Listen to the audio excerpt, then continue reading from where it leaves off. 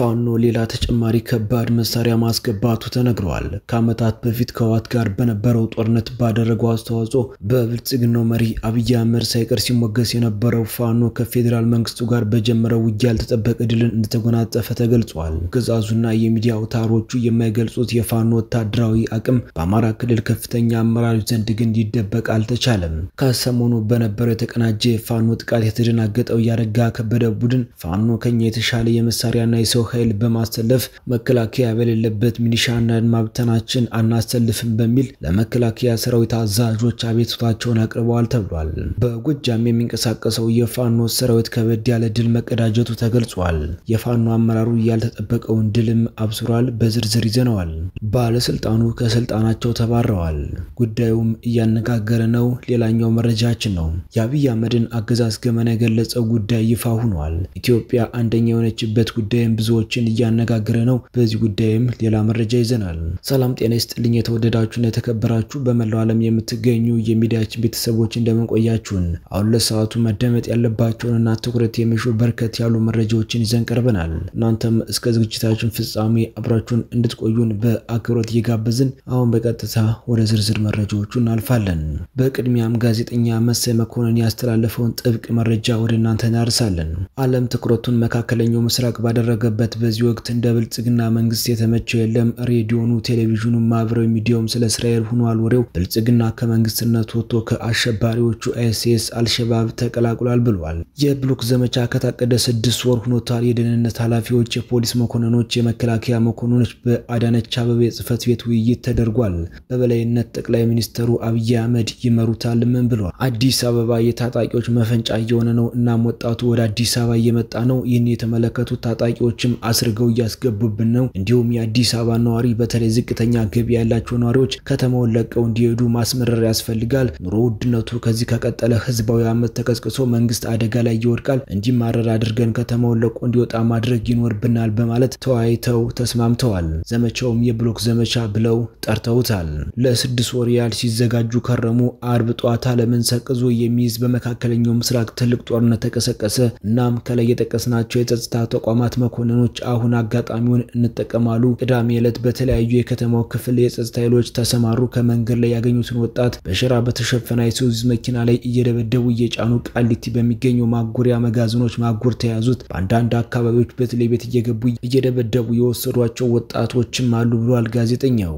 ለታጎሩት ወጣቶች በቀን 3 ዳቦ ይሰጣቸዋል። አስገራሚው ነገር ደግሞ ፖሊሶቹ ከሱቅ በብዛት የአይላንድ ውሃ፣ ለስላሳ ጁስ ይገዙና በጥፍ የታጎሩትን ወጣቶች እንዲገዟቸው ያደርጋሉ። በዚህም 1 ሊትር ውሃ 100 ብር፣ 2 ሊትር ጁስ 200 ብር፣ በትንሹ አይላንድ የምትሸጠው ሚሪንዳ 200 ብር እንዲገዙ ይገደዳሉ። አልገዛም ካልክ ለህይወትህ የሚያሰጋ ድብደባ ይፈጸምብሃል ይላል 50 ሺህ ብር ከፍሎ የወጣው ወጣት ሲያስረዳ። የብልጽግናው መሪ አብይ አህመድ ባለፈው ሮዛ መኮንን ከተባለች ከኢቲቪ ጋዜጠኛ ጋር ባደረጉት ቃለ ምልልስ የኢትዮጵያ ህዝብ የምሰራውን አያደንቅም፣ አይኑንም አይገልጽም፣ ህዝቡ የምሰራውን የማያደንቅ ከሆነ መከራ እጥልበታለሁ ሲል መናገራቸው ይታወሳል። ሰሞኑን አንድ አዋጅ በፓርላማ ጸድቋል። አዋጁ ሽብርተኞችን፣ ፋኖን፣ ኦላን፣ ህዋትን ለማለት ነው። በገንዘብ ሲረዳ ከተገኘ ፖሊስ አስሮ ከመግደል ውጭ የፈለገውን የማድረግ መብት አለው የሚል ነው። ፊልድ ማርሻል ብርሃኑ ጁላ እንደ ኢትዮጵያ ህዝብ ተቀጣሪ የለም፣ ሌላው ሀገር ባንዳ የላቸውም፣ የኢትዮጵያ ህዝብ ግን ተቀጣሪ ባንዳ ነው ሲሉ መናገራቸውም የሚታወስ ነው። ይህ የሚያሳየው ተስፋ የመቁረጥ ምልክት ነው ሲል ጋዜጠኛው ገልጿል። መረጃዎቻችን ሲቀጥሉ ፋኖ ሌላ ተጨማሪ ከባድ መሳሪያ አስገብቷል። ከዓመታት በፊት ከዋት ጋር በነበረው ጦርነት ባደረገው አስተዋጽኦ በብልጽግናው መሪ አብይ አህመድ ሳይቀር ሲሞገስ የነበረው ፋኖ ከአገዛዙ ጋር በጀመረው ውጊያ ያልተጠበቀ ድል እንደተጎናጸፈ ተገልጿል። አገዛዙና የሚዲያ አውታሮች የማይገልጹት የፋኖ ወታደራዊ አቅም በአማራ ክልል ከፍተኛ አመራሮች ዘንድ ግን ሊደበቅ አልተቻለም። ከሰሞኑ በነበረው የተቀናጀ የፋኖ ጥቃት የተደናገጠው ያረጋ ከበደ ቡድን ፋኖ ከኛ የተሻለ የመሳሪያና የሰው ኃይል በማስተለፍ መከላከያ በሌለበት ሚሊሻና ማብተናችን አናስተልፍም በሚል ለመከላከያ ሰራዊት አዛዦች አቤቱታቸውን አቅርበዋል። ሁለተኛ ዓመቱን ለመያዝ ግስጋሴ ላይ የሚገኘው የሁለቱ ኃይሎች ውጊያ በቁጥሩ ጥቂት የማይባሉ የመከላከያ ክፍለ ጦሮች የፈረሱ ሲሆን ከሰሞኑ በኤርትራና ትግራይ በኩል የተጋረጠውን ስጋት ተከትሎ ፋኖን የአማራ ክልል መንግስት ራሱን ችሎ ይዋጋ በሚል በፌደራል መንግስቱ በኩል ውሳኔ ተላልፎ ነበር ተብሏል። የተላለፈው ውሳኔ ያስደነገጣቸው የአማራ ክልል ባለስልጣናት የፋኖን አቅም መቋቋም አንችልም በሚል ቅሬታ ያቀረቡ የቀረቡ ሲሆን የመከላከያ ሰራዊቱ ታጣቂዎቹን ከክልሉ ሊያስወጣ እንደሚችል ተገልጿል።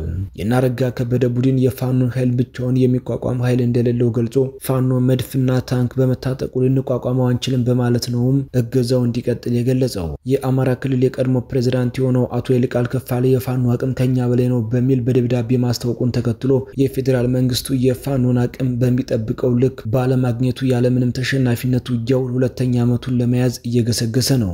በሁለት ወር ውስጥ እንጨርሰዋለን ያሉት የፋኖ ሰራዊት 2 ዓመት ትንሽ የሰራዊት አባሉን ሰውቶ እየተዋጋቸው እንደሚገኝ የተረዱት ያገዛዙ ሰራዊት ከፍተኛ አዛዦች ውጊያውን ለክልሉ መንግስት አስረክበው ለመውጣት የመወሰን አዝማሚያ ላይ ናቸው ተብሏል።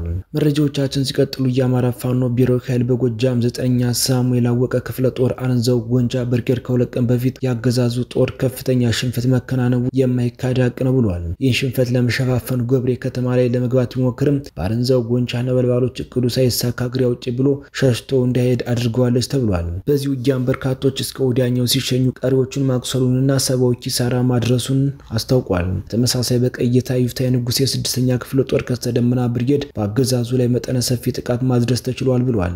ይህ በእንዲህ እንዳለ ያገዛዙ ጦር በይፋ ፋኖን መቀላቀሉን ተያይዞታል። የራስ ቢትወደድ መንገሻ አቲከም 5ኛ ክፍለ ጦር ቀዩ ስናይፐር ቡሬ ዳሞት ብርጌድ ገብቷል። የአማራ ፋኖ ብሔራዊ ኃይል የራስ ቢትወደድ መንገሻ አቲከም 5ኛ ክፍለ ጦር አካል የሆነው ቡሬ ዳሞት ብርጌድ ገና ስሙ ሲጠራ አገዛዙ ይረዳል የተባለ ሲሆን አገዛዙ ወንበርማ ብርጌድ ላይ ከባድ ኪሳራን አስተናግዷል የተባለ ሲሆን ቡሬ ዳሞት ብርጌድ ላይ ምን እንደሚጠብቀው አስቀድሞ የገባው ይመስላል ብሏል ፋኖ። ሁሉም ቦታ ላይ አሉ የሚባሉት ያገዛዙ አመራሮች ከፍተኛ ፍርሃት ውስጥ ናቸው ተብሏል። መረጃዎቻችን ሲቀጥሉ የኢትዮጵያ ሲቪል አቪዬሽን ባለስልጣን ዋና ዳይሬክተር አቶ ጌታቸው መንግስቴ ከኃላፊነታቸው መልቀቃቸው ተሰምቷል። አቶ ጌታቸው በባለስልጣኑ በኃላፊነት ባገለግሉባቸው ባለፉት 3 ዓመታት ተኩል የአገሪቱን የአቪዬሽን ኢንዱስትሪ ሪፎርም ፕሮግራም በመንደፍ ሰፊ የፖሊሲና የመመሪያ ስራዎችን እንዳከናወኑ ባልደረቦቻቸው ይመሰክሩላቸዋል በማለት ኢትዮ የንግድና ኢንቨስትመንት መድረክ ዘግቧል። ቀደም ሲል አቶ ጌታቸው የትራንስፖርት ሚኒስትር ዴታ በመቀጠልም በሞንትሪያል ካናዳ በሚገኙ የዓለም አቀፍ የሲቪል አቪዬሽን ድርጅት የኢትዮጵያ ቋሚ ተወካይ ሆነው አገልግለው ነበር።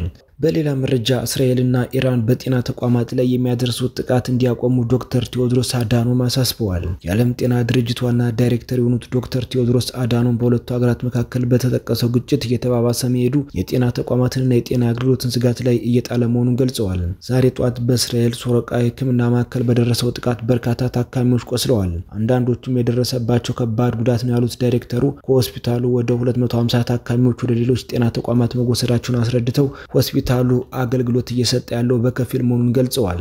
ዶክተር ቴዎድሮስ ሲቀጥሉም ከ3 ቀናት በፊት በቴህራን የተፈጸመውን ጥቃት ተከትሎ 3 የተጎዱ ሰዎችን በማከም ላይ የነበሩ የቀይ ጨረቃ ማህበር ጤና ሰራተኞች መገደላቸውን አውስተው እንዲሁም በዚሁ ቀን በከርማሽ የሚገኘው ሆስፒታል በአካባቢው በደረሰ ፍንዳታ ተጎድተዋል ያሉት ዳይሬክተሩ በዚህም ወደ 15 የሚጠጉ ሰራተኞችና ታማሚዎች መጎዳታቸውን አስረድተዋል። የተወደዳችሁና የተከበራችሁ በመላው ዓለም የምትገኙ የሚዲያችን ቤተሰቦች ለሰዓቱ ያዝናቸው መረጃዎች እነዚህ ይመስሉ ነበር። እናንተም እስከ ዝግጅታችን ፍጻሜ አብራችሁን ስለቆያችሁ ምስጋናችን ከልብ ነው። በሌላ አዲስና ወቅታዊ መረጃ እስከምንገናኝ በያላችሁበት ሁሉ ሰላሙን ተመኘን። ጤና ይስጥልን።